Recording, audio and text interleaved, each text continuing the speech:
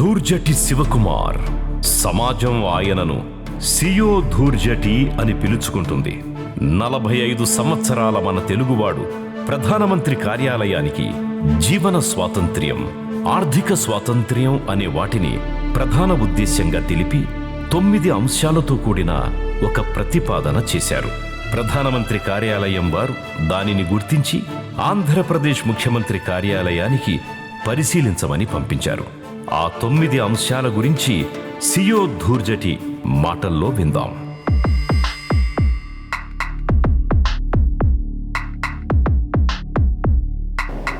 ప్రప్రథమంగా మన అందరిలో గల ఆ పరమాత్మకి సియో ధూర్జటి ప్రణామం.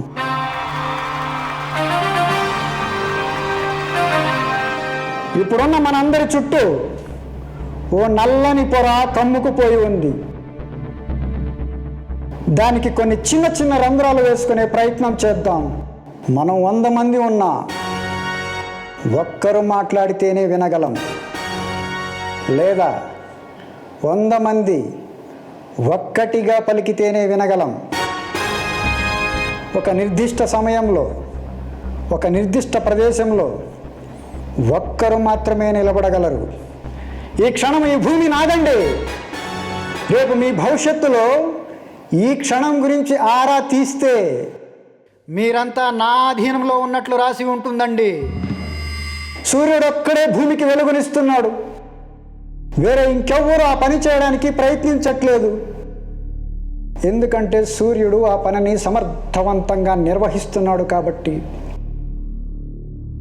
ఒక్కొక్క ముద్దగానే తినగలం, ఒక్కొక్క ఇటుకతోనే మహాప్రాకారాలు కట్టగలం, ఒక్కొక్క అడుగుతోనే సుదూర గమ్యాలు ఛేదించగలం. దీనిని బట్టి ఒక్కొక్కటిగా చేసే పని దృఢమైన విజయాన్ని, శాశ్వతమైన ఫలితాన్ని, సంపూర్ణమైన ఆనందాన్ని ఇస్తుంది. దీనిని మరచి ఉన్నతమైన పదవులలో ఉన్నవారిని సైతం కించపరిచేలా, దేశ సమగ్రతను దెబ్బతీసేలా వ్యక్తిగతంగా దూషించడమే ఎందుకు లక్ష్యంగా పెట్టుకుంటున్నారో నాకు తెలియట్లేదు. దేశ సహజ సంపదను, జ్ఞానాన్ని విస్మరించి విదేశీ పెట్టుబడుల కోసం ఎందుకు చేతులు చాస్తున్నారో తెలియట్లేదు. కొన్ని లక్షల మందికి ఒకటే లక్ష్యంగా ఎందుకు ఉంటుందో తెలియట్లేదు. వీటిని నిర్ణయించే పరీక్షల్లో లోపాలు ఎందుకు జరుగుతున్నాయో తెలియట్లేదు. చివరికి చదివిన చదువుకి, చేసే ఉద్యోగానికి పొంతనస్సలు ఎందుకు ఉండట్లేదో నాకు అస్సలు తెలియట్లేదండి. మనల్ని బ్రిటిష్ వాళ్ళు వదిలి వెళ్ళినప్పటి నుండి ఇప్పటి వరకు రాజకీయ శూన్యత అనేది ఎప్పుడు ఎక్కడా లేదండి. కానీ అప్పటి నుండి ఇప్పటి వరకు ఒకటి మాత్రం కొనసాగుతూనే ఉందండి. అదేంటంటే పరిపాలనా శూన్యత. ఇది నేను ఖచ్చితంగా ఎలా చెప్పగలుగుతున్నాను అంటే, ఒకవేళ అప్పటి నుండి ఇప్పటి వరకు మధ్యలో ఎక్కడైనా ఒక దగ్గర పరిపాలనా సఫలత గనుక జరిగి ఉంటే 1857 కాలం నాటి పరిస్థితుల్లో రూపాయి విలువ పౌండ్కి డాలర్ కన్నా కాస్త ఎక్కువే ఉండేదండి.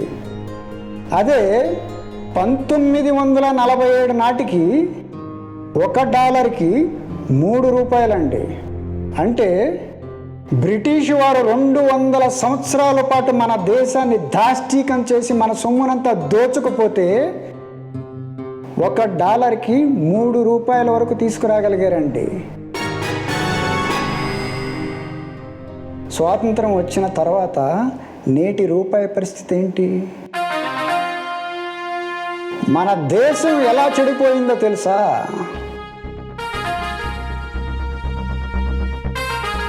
పనిని హోదాగా కల్పించుకోవడం, ఒక పనికి హోదా కల్పించుకోవడం వల్ల మన దేశం దుస్థితిని పాలైంది.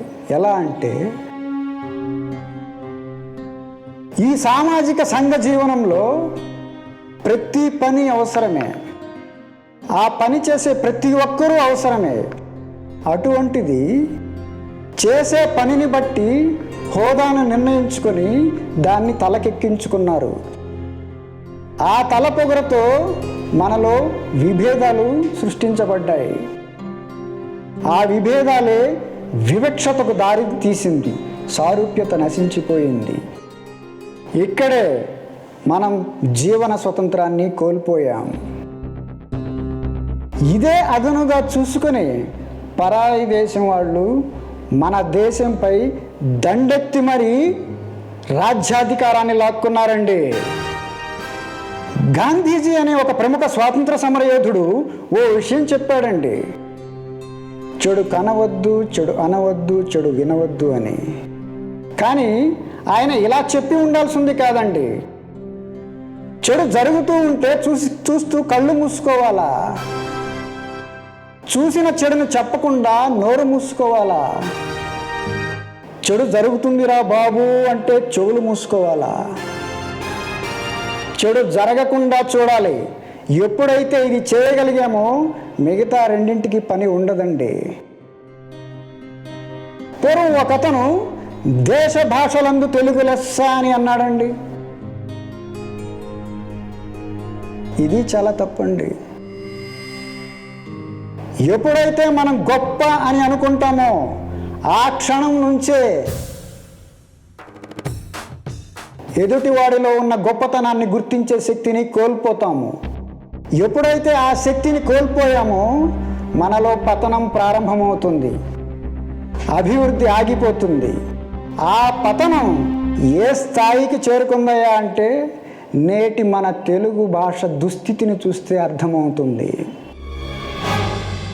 మన దేశానికి రెండు సమస్యలండి. ఈ రెండింటిని నియంత్రించే సునియంత గనుక గ్రామానికొకరు, మండలానికొకరు, జిల్లాకి ఒకరు, రాష్ట్రానికి ఒకరు, దేశానికి ఒకరు ఉంటే కష్టాలు ఉంటాయండి, బాధలు ఉండవండి.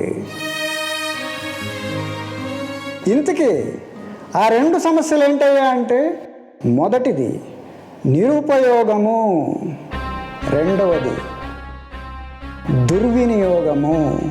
ఈ రెండింటికి మనం చాలా ఉదాహరణలు చెప్పుకోవచ్చండి. మొదటి దానికి ఒకటి చెప్పుకుందాం. పండిట్ జవహర్లాల్ నెహ్రూ గారి హయాంలో మోక్షగుండం విశ్వేశ్వరయ్య అనే ఒక ప్రముఖ ఇంజనీరు కేవలం 30 కోట్ల రూపాయల నిధులతో భారతదేశంలోని నదులన్నిటినీ అనుసంధానిస్తానన్నాడండి. ఆయన ఎవరు పట్టించుకోలేదేంటండి? మోక్షగుండం విశ్వేశ్వరయ్య లాంటి వ్యక్తిని మనం సరిగా ఉపయోగించుకోలేకపోయాం. రెండవది దుర్వినియోగము. దీనికి మనం చాలా ఉదాహరణలు చెప్పుకోవచ్చండి. ఒకటి చెప్పుకుందాం. మన దేశంలో జరిగే వివిధ రకాల ఎన్నికలకయ్యే ఖర్చండి, పెట్టే ఖర్చండి. సుజలాం సుఫలాం మలయజ శీతలాం. త్రాగునీటిని కొనుక్కుని తాగే దుస్థితికి చేరుకున్నాం మనం. అతి చిన్న వయసులోనే దీర్ఘకాలిక రోగాలను సొంతం చేసుకుని పంటలు పండించుకుంటూ సంబరపడిపోతున్నాం మనం.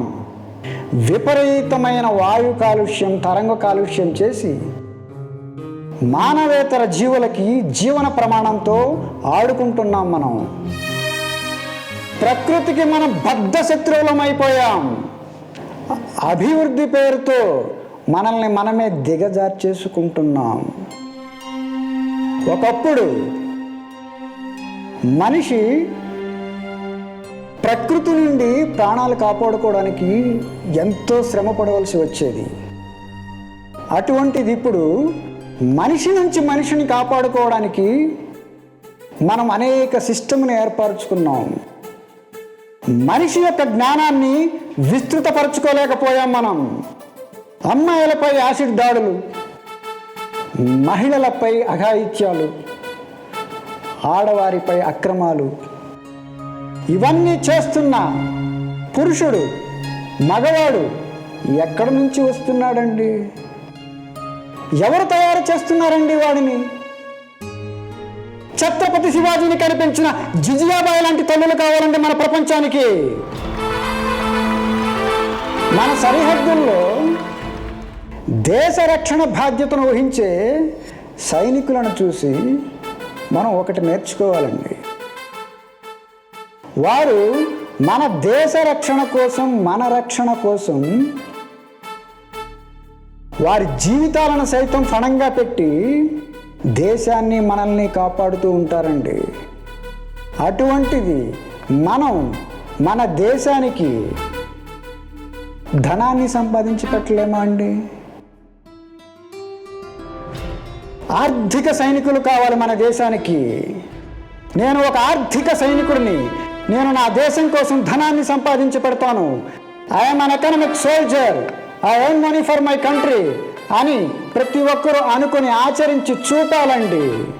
ఇప్పటి వరకు మనం చెప్పుకున్న దాంట్లో క్రియ అంటూ ఏమీ లేదండి, అంతా విశేషణమే. ఇక క్రియ విషయానికి వస్తే, నేను మన భారత ప్రభుత్వానికి ప్రతిపాదించిన 9 అంశాల గురించి ఇప్పుడు చర్చించుకుందాం. నేను ప్రతిపాదించిన 9 అంశాలలో మొదటిది ఆదాయపు పన్ను సంపూర్ణ రద్దు. పూర్తిగా ఆదాయపు పన్నుని రద్దు చేసేస్తాం. అవును, ఇది నిజం. భారతదేశ వార్షిక బడ్జెట్ 50,65,000 కోట్ల రూపాయలు, గూగుల్ సమాచారం ప్రకారం. ఆదాయపు పన్నుని, జిఎస్టిని పూర్తిగా రద్దు చేసేస్తే భారతదేశం యొక్క ఆదాయం ఎంతో తెలుసా? 131,40,40,000 కోట్ల రూపాయలు. ఇది ఎలా వస్తుంది అని మీకు ఆశ్చర్యం కలగవచ్చు. మీరు బాగా ఆలోచించండి. ఆదాయపు పన్ను కట్టే ప్రతి ఒక్క వ్యక్తి, ప్రతి ఒక్క భారతీయుడు, ప్రతి ఒక్కరు మనస్ఫూర్తిగా కట్టరు. ఎవరు ఇష్టంతో నేను ఆదాయపు పన్నును కడుతున్నానని చెప్పి ఆనందంతో ఎవరు కట్టరు.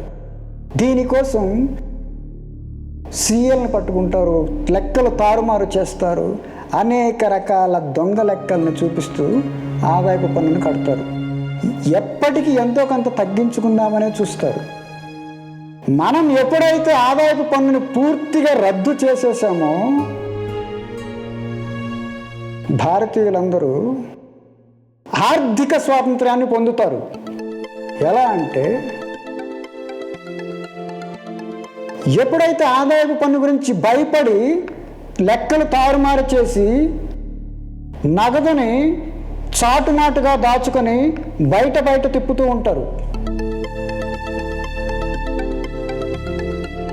కానీ ఎప్పుడైతే ఆదాయపు పన్ను రద్దయిందని తెలిసిందో వాళ్ళకు ఒక సంపూర్ణమైన ఆత్మవిశ్వాసం, నిబ్బరం వస్తుంది. ఎక్కడ కూడా డబ్బు అనేది బందీ అవ్వదు, ప్రవహిస్తూ ఉంటుంది. ధనం ఎప్పుడు ప్రవాహంలా ఉండాలి. మనకి రిజర్వ్ బ్యాంక్ ఇచ్చిన సమాచారం ప్రకారం భారతదేశంలోని ఉన్న బ్యాంకుల్లో నగదు మొత్తం కలిపితే 250 లక్షల కోట్లు. అదే ఎప్పుడైతే మనం ఆదాయపు పన్నును పూర్తిగా రద్దు చేశామో ఈ 250 లక్షల కోట్ల రూపాయలు దాదాపు 1,500 లక్షల కోట్ల రూపాయలకి ఎదుగుతాయి.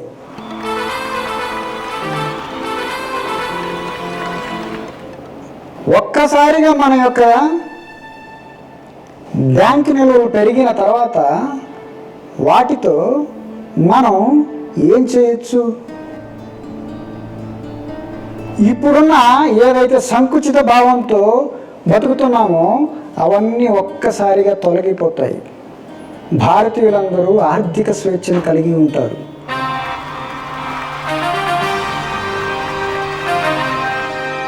విద్య మరియు వైద్యం పూర్తిగా ఉచితం. భారతదేశానికి స్వాతంత్రం వచ్చినప్పటి నుంచి దీనికోసం ప్రజలు ఎన్నో రకాలుగా ఎదురు చూస్తూనే ఉన్నారు. అయినా మనం విద్యా విధానం నుంచే ప్రజల్లో అనేక రకమైన తారతమ్యాలను ఏర్పాటు చేసే విద్యా వ్యవస్థను ఏర్పాటు చేసుకున్నాం. విద్యా వ్యవస్థలో గనుక ఏకీకృత విద్యా విధానాన్ని కానీ ప్రవేశపెట్టగలిగితే భారతదేశం మొత్తం మీద అసమానతలు ఉండవు.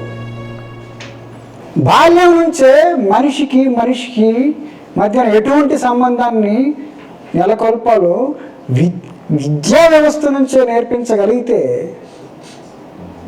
మనుషుల మధ్యన అసమానతలు ఏర్పడవు. ఈ విద్యా వ్యవస్థ కోసం మనం ఏం మార్పులు తీసుకొస్తామంటే భారతదేశం మొత్తం ఏకీకృత విద్యా విధానంతో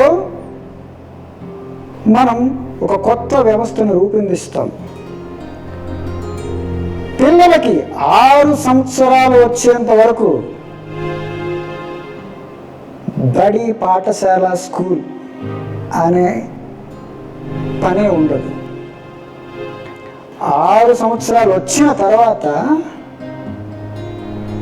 పిల్లాన్ని పాఠశాలకి పంపిస్తాం. అప్పటి వరకు వాడు తన కుటుంబం యొక్క విలువలు, తన పెద్దల యొక్క నడవడిక ఏంటో తెలుసుకుంటాడు.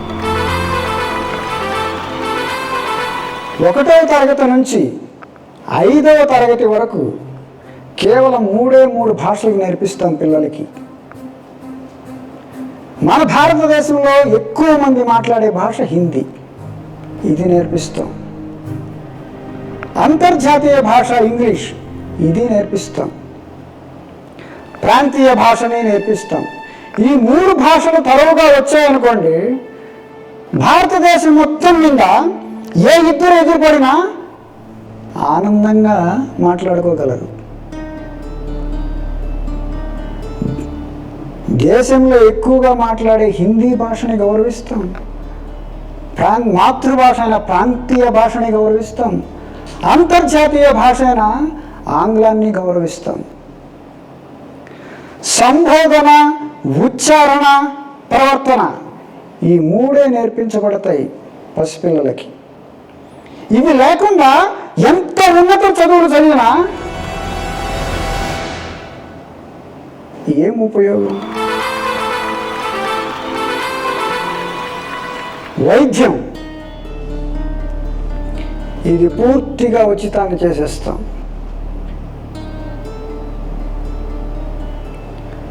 ఎప్పుడు కూడా మనిషి బాధ, అవతల వ్యక్తి యొక్క బాధ వేరొక వ్యక్తికి వ్యాపార సాధనంగా అవుతుంది. మనుషుల యొక్క బాధల ద్వారా సంపాదించుకోవడం అనేది చాలా మూర్ఖమైన చర్య. మనిషి సంతోషం నుంచి డబ్బు సంపాదించుకోండి, మనిషి బాధ నుంచి సంపాదించడం ఏంటి? మనిషి బాధతో వ్యాపారం చేయడం ఏంటి?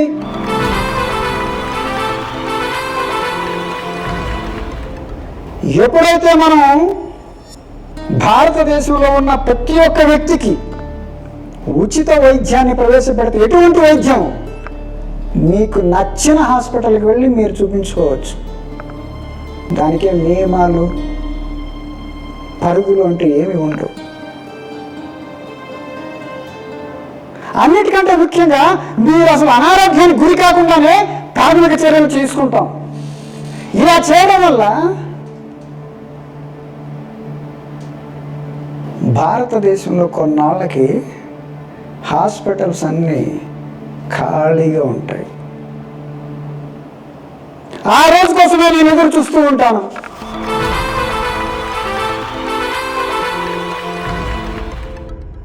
రోడ్డు టోల్స్ పూర్తిగా రద్దు చేసేస్తాం. ఇక్కడ మనం ఒక తమాషా చూడొచ్చు. ప్రజలని అమాయకులను చేస్తున్నారో లేక ప్రభుత్వం అమాయకత్వంతో ఉందో నాకు తెలియట్లేదు. మనం వాహనం కొంటాం. వాహనం కొన్న తర్వాత 2 ధరలు ఉంటాయి. ఒకటి showroom price, 2 on road price. ఈ రెండింటికి మధ్యన చాలా వ్యత్యాసాలు ఉంటాయి. ఎప్పుడైతే మనం ఆన్ రోడ్ ప్రైస్కి చేరుకున్నామో అక్కడ ఏమేమి కట్టుంటాం? రోడ్డు ట్యాక్స్, రిజిస్ట్రేషన్ ఫీజు, దానికి ఆ కొన్నదానికి అమ్మకపు పన్ను, ఇవన్నీ కట్టుంటాం. బాగానే ఉంది, చాలా బాగుంది, తీసుకోవాలి. కానీ ఆ వాహనాన్ని, వెహికల్ని తీసుకొని పెట్రోల్ పంప్కి వెళ్తాం. ఇన్ని పన్నులు కట్టిన వాహనానికి మళ్ళీ పెట్రోల్కి పన్ను కట్టి పెట్రోల్ కొట్టించుకుంటాం.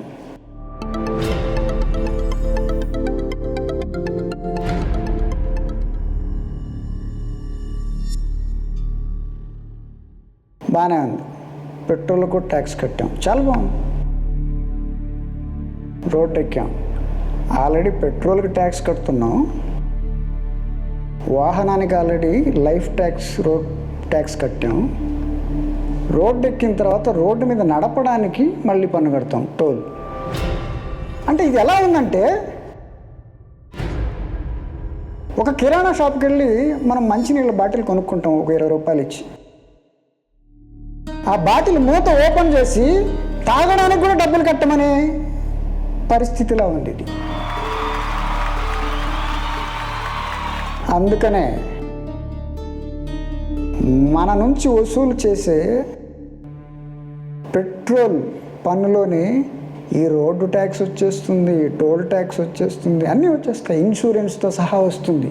వెహికల్కి ప్రత్యేకంగా మనం ఇన్సూరెన్స్ చేసుకోవాల్సిన అవసరమే లేదు.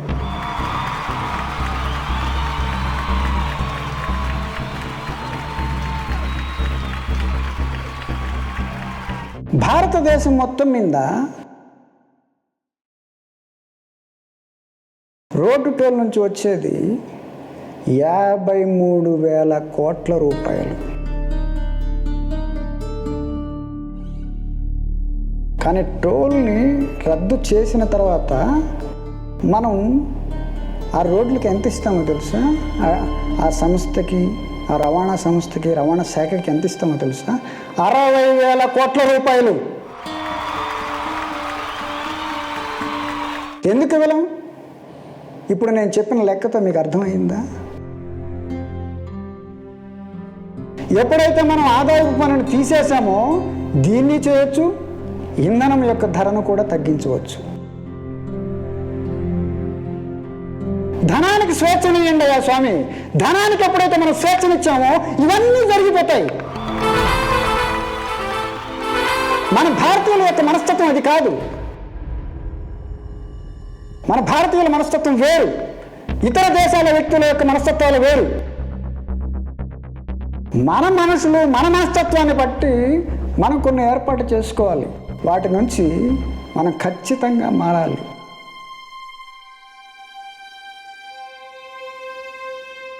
నాలుగు, వ్యవసాయ రంగాన్ని ఒక పరిశ్రమగా గుర్తిస్తాం.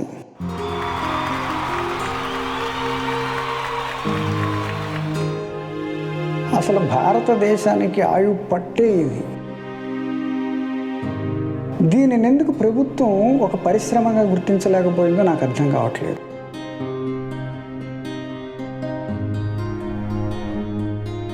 భారతదేశంలో మొత్తం వ్యవసాయానికి సరిపడా పెట్టుబడిని రైతులకి ప్రభుత్వమే పెడుతుంది. ఇదంతా పక్కా ప్రణాళికతో సిద్ధంగా ఉంది. దీనివల్ల ఏమవుతుందో తెలుసా? ఎప్పుడైతే మనం భారతదేశం వ్యవసాయాన్ని ఒక పరిశ్రమగా గుర్తించామో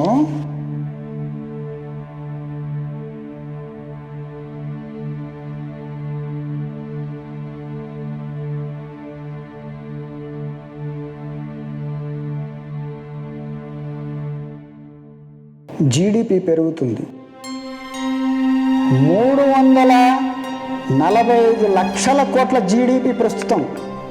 బాగానే ఉంది. ఎప్పుడైతే మనం వ్యవసాయాన్ని పరిశ్రమగా గుర్తించామో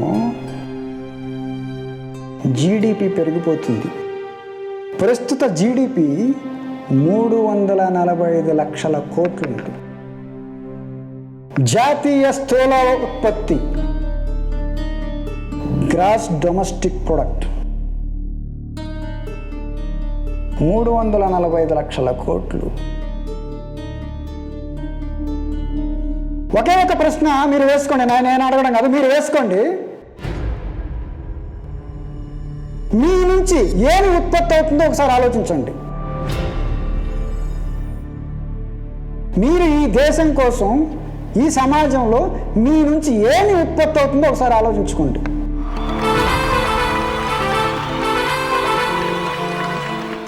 ఉత్పత్తి ప్రక్రియలో మన వాళ్ళు చాలా తక్కువ మంది ఉంటారు. ఎప్పుడైతే వ్యవసాయాన్ని పరిశ్రమగా గుర్తించామో ప్రతి శ్రామికుడు ప్రభుత్వోద్యోగి అయిపోతాడు.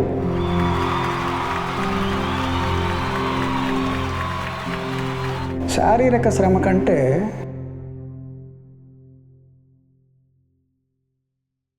గొప్పదేముంటుంది? శారీరక శ్రమ లేకుండా మనం ఏదైనా చేయగలమా? కాబట్టి వ్యవసాయాన్ని ఒక గొప్ప పరిశ్రమగా మనం తీర్చిదిద్దుతాం.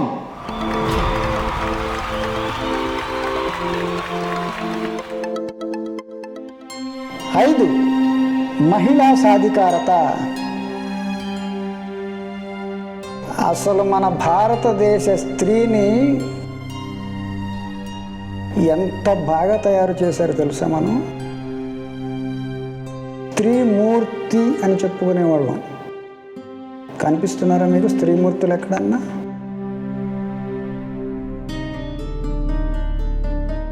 మహిళా సాధికారతకి 35%, 50% కాదు, 100% మహిళా సాధికారతను ఇస్తాం.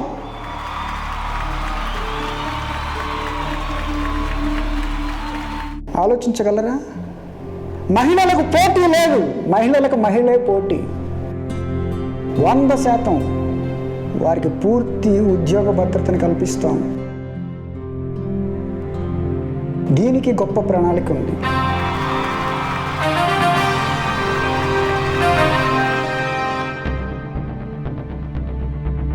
ఆరు, వ్యాపార పన్నుల రద్దు.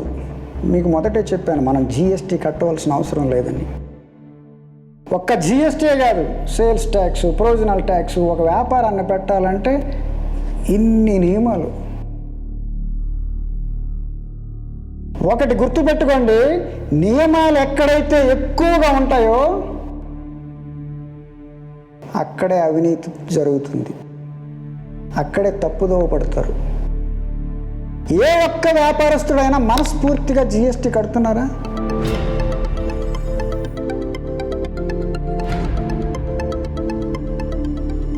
వ్యాపారాలకి మనం ఈ స్వేచ్ఛను గనుక ఇవ్వగలిగితే అనేక పరిశ్రమలు, అనేక వెసులుబాటు ఉద్యోగాలు ఏర్పడతాయి. దీనికి పక్కా ప్రణాళిక ఉంది.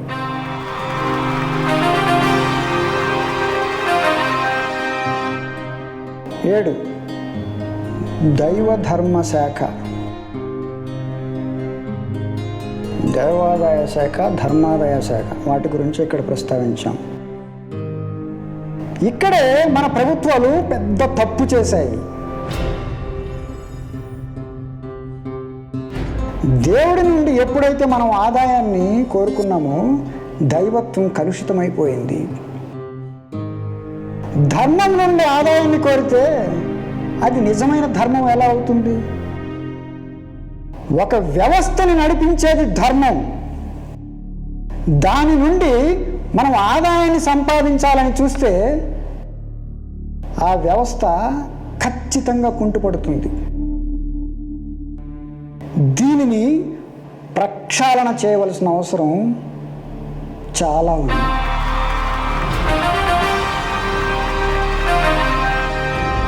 ఎనిమిది,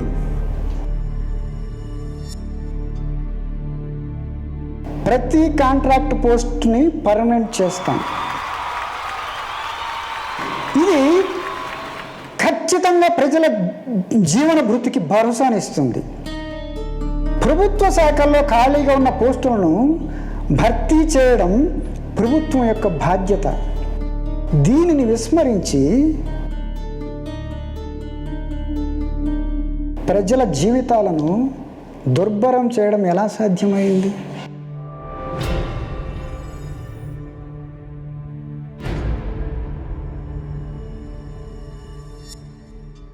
తొమ్మిది, కుటుంబ వ్యవస్థ. వరుసగా వచ్చిన ప్రభుత్వాలు జాతీయ కుటుంబ వ్యవస్థని, సాంప్రదాయాలని, సంస్కృతిని నిరంతరం విస్మరిస్తూనే వచ్చాయి. చాలా దేశాలు తమ ప్రత్యేక గుర్తింపును కాపాడుకుంటూ ఉంటే మన దేశం ఆధునీకరణ పేరుతో క్రమంగా తన మూలాలను కోల్పోయింది. ఉద్యోగాన్ని ఒక ఎరగా చూపిస్తూ ప్రతి ఇల్లు ఒక రకమైన మాయా బానిసత్వానికి లోనైపోయింది. చూడండి, ఉద్యోగం కోసం అనేక మంది ప్రయత్నిస్తూ ఉంటారు. ఉద్యోగం వస్తుంది, వాడికి మంచి జీతాన్ని ఏర్పాటు చేస్తారు. జీతం ఏర్పాటు చేసిన తర్వాత ఆ జీతం నుంచి ఈఎంఐ, ఇది తీవ్రంగా మనుషుల జీవితాలని, కుటుంబాలని నాశనం చేసేసింది. దీనిని మనం ప్రక్షాళన చేయాలి. ఇక్కడ పేర్కొన్న ప్రతి అంశం పూర్తిగా అమలు చేయవచ్చు, ఇందులో ఎలాంటి సందేహం లేదు. మన ప్రజల శ్రమ, మేధస్సు మరియు ఆరోగ్యమే దేశం యొక్క సహజ సంపద. 150 కోట్ల జనం ఇంతమంది కలిసికట్టుగా వాళ్ళ శ్రమని, మేధస్సుని, ఆరోగ్యాన్ని ఉపయోగించుకుంటే భారతదేశం యొక్క స్థితిగతులు ఎలా ఉంటాయో ఊహించుకోండి.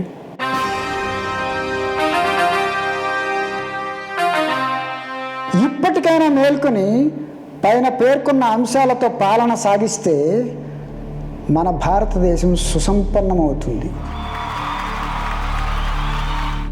తప్పులు చాలా జరిగాయి, సరిదిద్దలేం. మనమంతా కలిసి కట్టుగా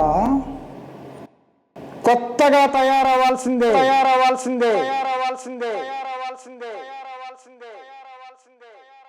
ఫార్మేట్ అవ్వాల్సిందే.